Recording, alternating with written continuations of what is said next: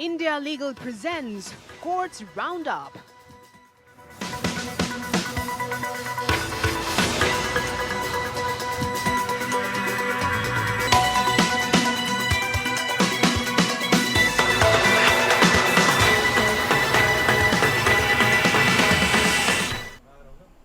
नमस्कार, courts roundup में आप सभी का स्वागत है। मैं हूं आपके साथ सपना नौबार। इस बुलेटिन में हम आपको सुप्रीम कोर्ट और हाई कोर्ट्स की तमाम बड़ी खबरों से रूबरू कराएंगे। तो चलिए शुरू करते हैं courts roundup. India Legal presents Courts Roundup.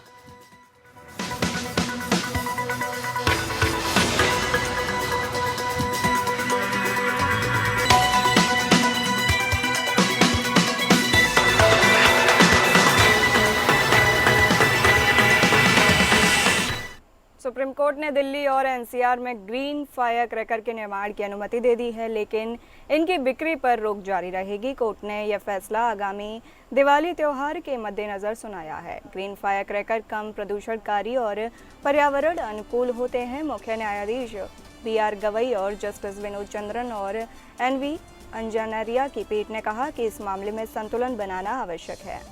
पीठ ने कहा कि निर्माताओं को नियमों का पालन करने पर निर्माण करने में क्या समस्या है। चरम आदेश समस्याएं पैदा करेंगे, उन्हें निर्माण करने दें और NCR में बिक्री पर रोक जारी रहेगी। कोर्ट ने केंद्र सरकार से सभी हितधारकों से परामर्श करने के बाद एक संतुलित समाधान प्रस्तुत करने का अनुरोध किया। पीठ ने कहा, यह उचित होगा यदि केंद्र सरकार सभी हितधारकों से परामर्श करने के बाद एक समाधान प्रस्तुत करें। यह समझाया गया है कि पूर्ण प्रतिबंध का आदेश दिया गया था, लेकिन इसे लागू नहीं किया जा सका।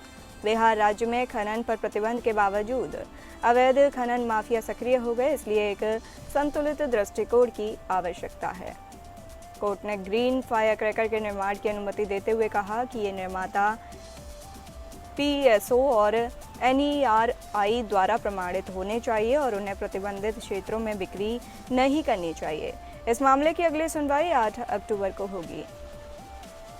कोर्ट के आदेश के मुख्य बिंदु। ग्रीन फायर क्रैकर निर्माण। कोर्ट ने ग्रीन फायर क्रैकर के निर्माण की अनुमति दी है, लेकिन बिक्री पर रोक जारी रहेगी। प्रमाणीकरण। निर्माताओं को PSO और NERI द्वारा प्रमाणित होना आवश्यक है। बिक्री पर रोक। ग्रीन फायर क्रैकर की बिक्री दिल्ली और NCR में प्रतिबंधित क्षेत्रों में नहीं की जा सकेगी। केंद्र सरकार का समाधान। कोर्ट ने केंद्र सरकार से सभी हितधारकों से परामर्श करने के बाद एक संतुलित समाधान प्रस्तुत करने का अनुरोध किया है।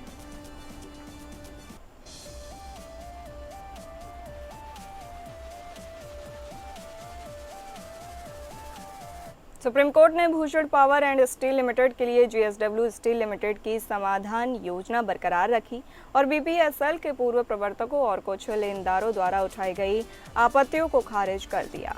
Chief justice BR Gavai, justice SC Sharma और जस्टिस के विनोद चंद्रन की पीठ ने मई में 2 जजों की पीठ द्वारा दिए गए उस फैसले को वापस लेने के बाद समाधान योजना के खिलाफ अपीलों पर फिर से सुनवाई की, जिसमें समाधान योजना को अमान्य घोषित कर दिया और BPSL के परिसमापन का आदेश दिया गया था।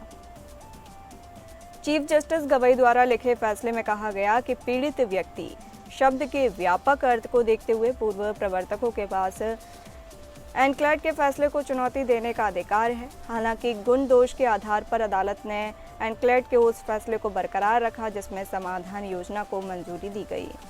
अदालत ने कहा कि कार्यान्वयन में देरी समाधान योजना को अमान्य घोषित करने का एकमात्र कारण नहीं हो सकती। अदालत ने माना कि देरी कई अन्य कारणों से हुई, जिनमें धन शोधन निवारण अधिनियम के तहत कार्यवाही भी शामिल है। अपीलकर्ताओं के आचरण की भी आलोचना की गई और कहा गया कि वे समाधान प्रक्रिया को रोकने का प्रयास कर रहे हैं। अदालत ने ये भी कहा कि ऋणदाताओं की समिति द्वारा अपनाई गई व्यवसाय की समझदारी को प्राथमिकता दी जानी चाहिए और उसमें हल्के में हस्तक्षेप नहीं किया जाना चाहिए। अदालत ने कहा कि सफल समाधान आवेदक ने कॉरपोरेट देनदार के लिए भारी राशि का निवेश किया। अदालत ने कहा कि SRA ने एक घाटे में चल रही इकाई को लाभदायक उद्यम में बदल दिया है। इसके लिए JSW को दंडित नहीं किया जा सकता।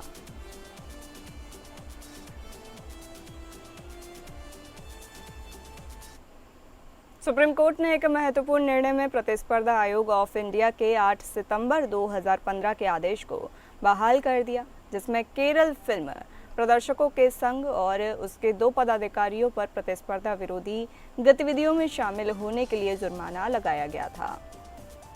एसोसिएशन ऑफ सिनेमा थिएटर्स और केरल सिने एक्सहिबिटर्स एसोसिएशन ने 2012 में सीसीआई के समक्ष प्रतिस्पर्धा विरोधी गतिविधियों की शिकायत की थी।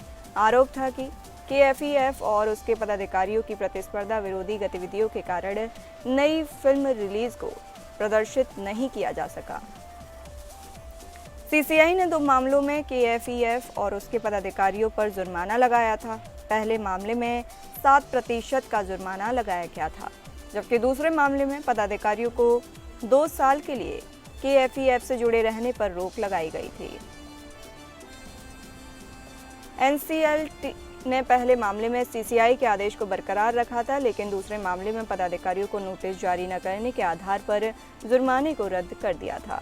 सुप्रीम कोर्ट ने सीसीआई के आदेश को बहाल करते हुए कहा कि पदाधिकारियों को मिले नोटिस में स्पष्ट रूप से आरोपों का उल्लेख था और उन्हें अपना पक्ष रखने का अवसर दिया गया था। न्यायमूर्ति मनोज मिश्रा और न्यायमूर्ति केवी विश्वनाथ की पीठ ने कहा कि सीसीआई के आदेश में कोई त्रुटि नहीं थी और जुर्माना उचित था। इस निर्णय से प्रतिस्पर्धा विरोधी गतिविधियों पर अंकुश लगाने में मदद मिलेगी और व्यावसायिक प्रतिस्पर्धा को बढ़ावा मिलेगा। साथ ही यह भी स्पष्ट हुआ कि सीसीआई के पास ऐसे मामलों में कार्रवाई करने की शक्ति है और वह पदाधिकारियों पर जुर्माना लगा सकती है।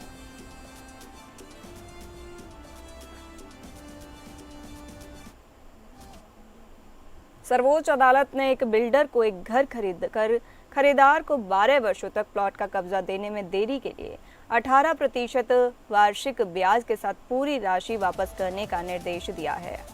न्यायमूर्ति दीपांकर दत्ता और न्यायमूर्ति ऑगस्टिन जॉर्ज मसीह की पीठ ने राष्ट्रीय उपभोक्ता विवाद निवारण आयोग के 2023 के उस आदेश को संशोधित किया, जिसमें ब्याज के साथ केवल मूल राशि की वापसी का निर्देश दिया गया था। कोर्ट ने माना कि चूंकि बिल्डर ने खरीदार से विलंब शुल्क के रूप में 18% ब्याज वसूला था, इसलिए उसे भी अपने डिफॉल्ट के लिए समान दायित्व का सामना करना चाहिए। पीठ ने कहा कि प्रतिवादी के समग्र आचरण को ध्यान में रखते हुए प्लॉट की पेशकश में देरी, प्रतिवादी द्वारा देय राशि पर 18% प्रतिवर्ष की दर से विलंब शुल्क वसूलना और 1 दशक से अधिक समय तक इंतजार करने के कारण उत्पन्न परेशानी और चिंता जो स्पष्ट है। हम मानते हैं कि यह एक उपायुक्त मामला है जहां एनसीडीआरसी द्वारा दिए गए 9% प्रतिवर्ष की दर से ब्याज के साथ मूल राशि की वापसी न्याय के हित में नहीं होगी। मामले की पृष्ठभूमि यह है कि राजनेश शर्मा ने 2006 में एक प्लॉट बुक किया था और समय पर भुगतान किया था, लेकिन बिल्डर ने लेआउट योजना में बदलाव का हवाला देते हुए एक वैकल्पिक प्लॉट आवंटित किया और अतिरिक्त मांगे की। बुकिंग के 12 साल बाद भी कब्जा नहीं दिया गया, जिससे खरीदार ने समझौते को समाप्त कर दिया और एनसीडीआरसी में शिकायत दर्ज की। एनसीडीआरसी ने 9% ब्याज के साथ मूल राशि की वापसी का निर्देश दिया था, जिसे सुप्रीम कोर्ट ने संशोधित कर 18% ब्याज के साथ वापसी का निर्देश दिया। कोर्ट के आदेश के मुख्य बिंदु ब्याज दर। कोर्ट ने माना कि बिल्डर द्वारा वसूले गए 18% ब्याज को खरीदार को देने में कोई कानूनी बाधा नहीं है और यह दर परिस्थितियों पर निर्भर करती है। मुआवजा। कोर्ट ने माना कि 9% ब्याज का मुआवजा इस मामले में पर्याप्त नहीं होगा और बिल्डर को 18% ब्याज के साथ पूरी राशि वापस करनी चाहिए।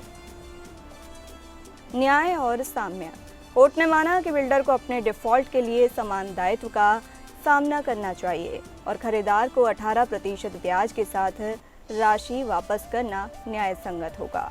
इस फैसले से घर खरीदारों के अधिकारों को मजबूत करने और बिल्डरों को उनके दायित्वों के प्रति जवाबदेह ठहराने में मदद मिलेगी।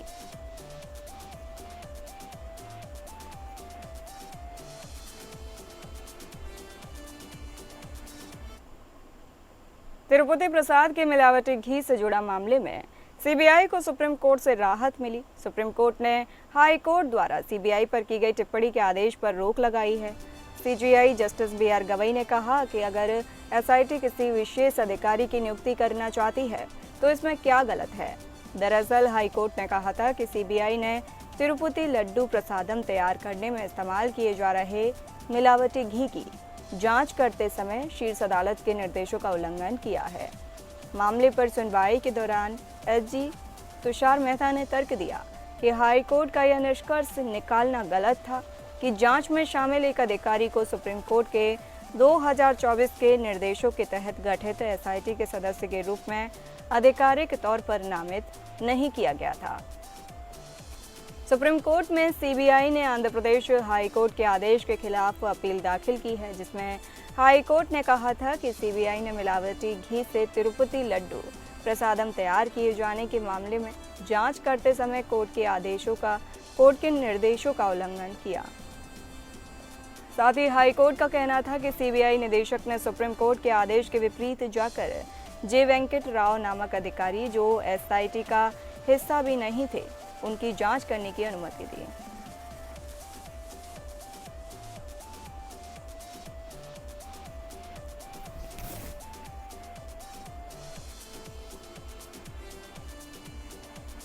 भाकर ग्वाल एक न्यायिक अधिकारी को 2016 में सेवा से बर्खास्त कर दिया गया था।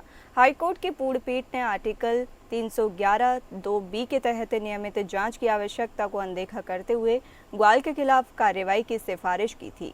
ग्वाल पर कई न्यायाधीशों और सहयोगियों के खिलाफ आपराधिक मामले दर्ज करने का आरोप था। हाईकोर्ट और सुप्रीम कोर्ट दोनों ने ग्वाल के तर्कों को खारिज कर दिया और बर्खास्तगी को बरकरार रखा।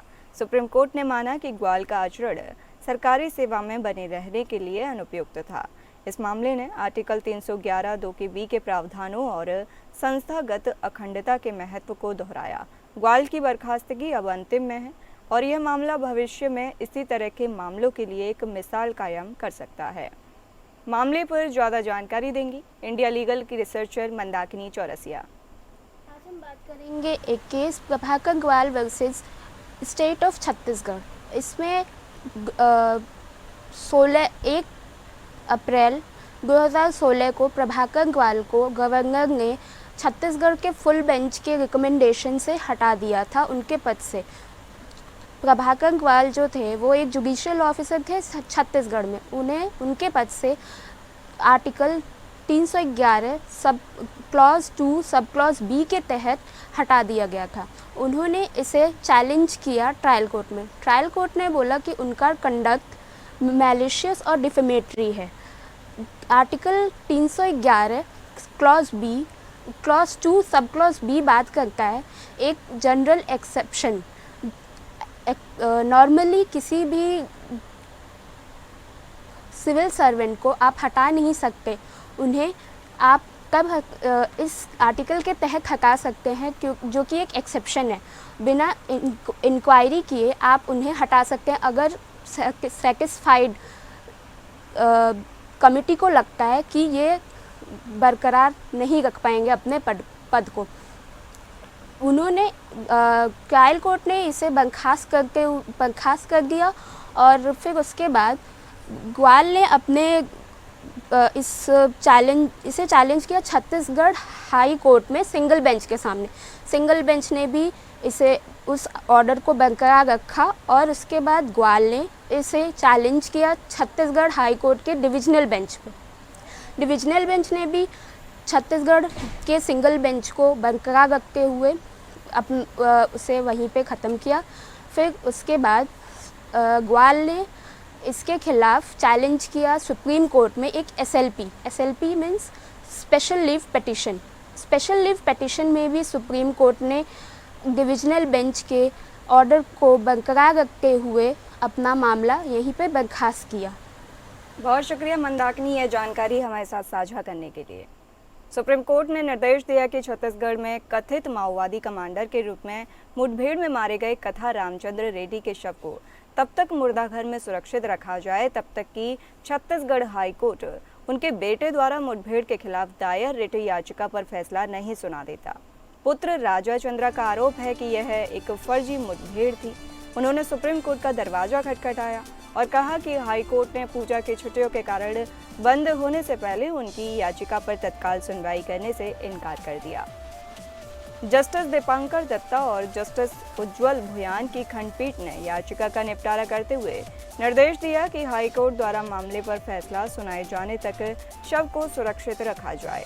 खंडपीठ ने हाईकोर्ट से सुनवाई को प्राथमिकता देने का अनुरोध किया। खंडपीठ ने स्पष्ट किया कि तर्कों को बिना किसी स्पष्टीकरण के खुला छोड़ दिया गया। खंडपीठ ने कहा, हम निर्देश देते हैं कि जब तक हाईकोर्ट रिट याचिका पर निर्णय नहीं ले लेता या उचित आदेश पारित नहीं कर देता, तब तक याचिकाकर्ता के पिता के शव का अंतिम संस्कार नहीं किया जा सकता।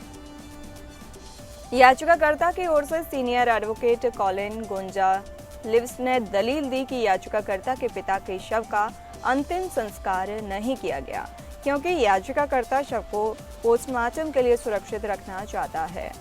याचिकाकर्ता छत्तीसगढ़ के बाहर के अधिकारियों के साथ हुई मुठभेड़ की सीबीआई जांच की मांग कर रहा है।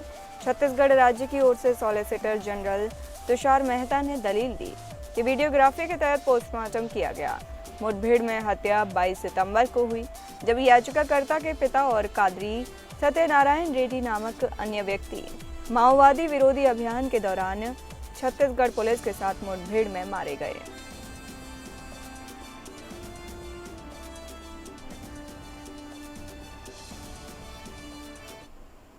दिल्ली हाईकोर्ट ने भाजपा नेता और वरिष्ठ अधिवक्ता गौरव भाटिया के बारे में एक महत्वपूर्ण निर्णय दिया है।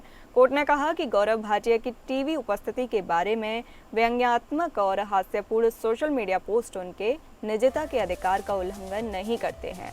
न्यायमूर्ति अमित बंसल ने कहा कि भाटिया ने स्वयं एक लाइव टीवी शो में कुर्ता और शॉर्ट्स पहनकर भाग लिया था, जिसके बाद ये पोस्ट किया गया था।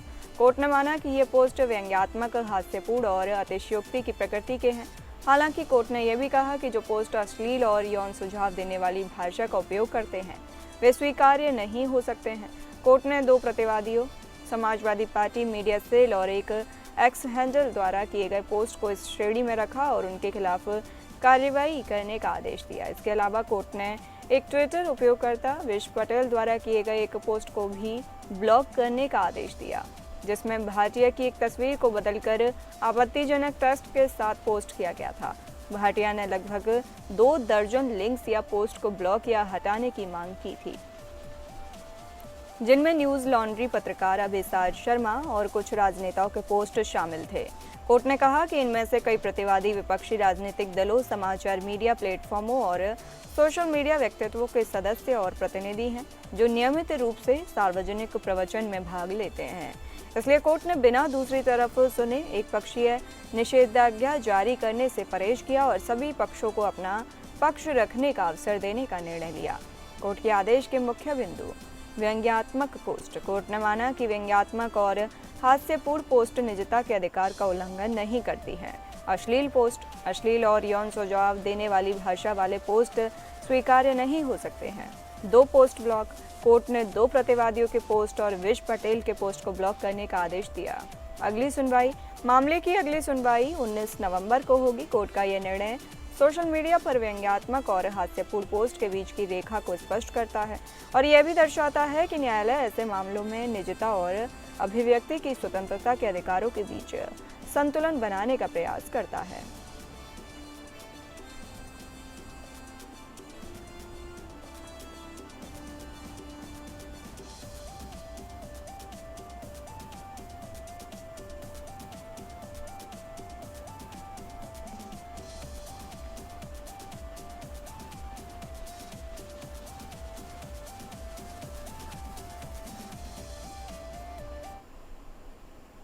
2002 नीतीश कटारा हत्याकांड के दोषी विकास यादव को सुप्रीम कोर्ट से राहत नहीं मिली है।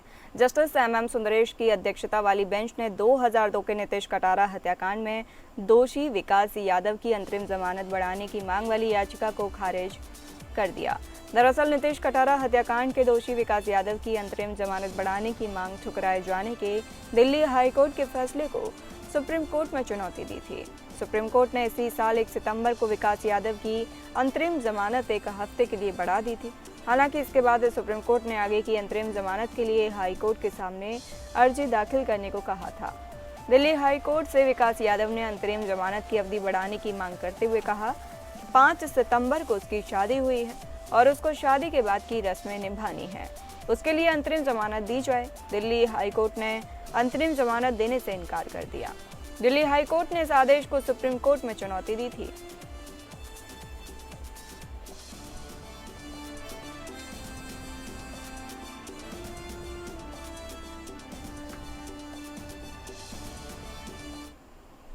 आइए अब इंडिया लीगल वेब रिपोर्टर से समझते हैं कि क्रिमिनल ब्रीच ऑफ ट्रस्ट क्या होता है।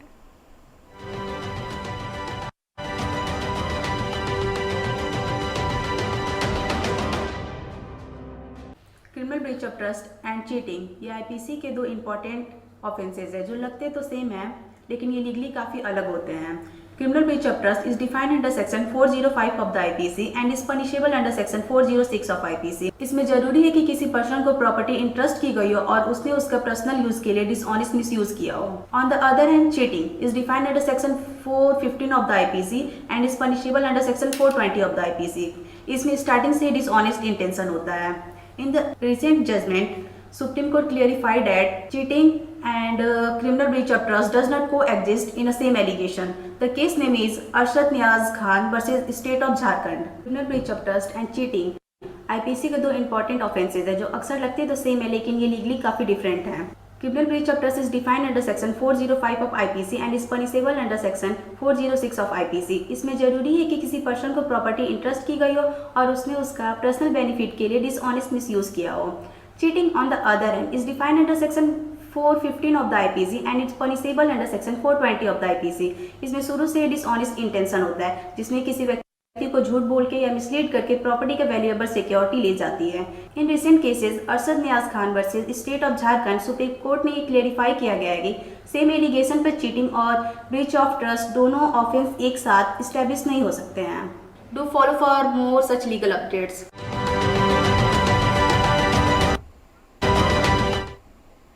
फिलहाल इस बुलेटिन में इतना ही। नमस्कार। India Legal presents Courts Roundup.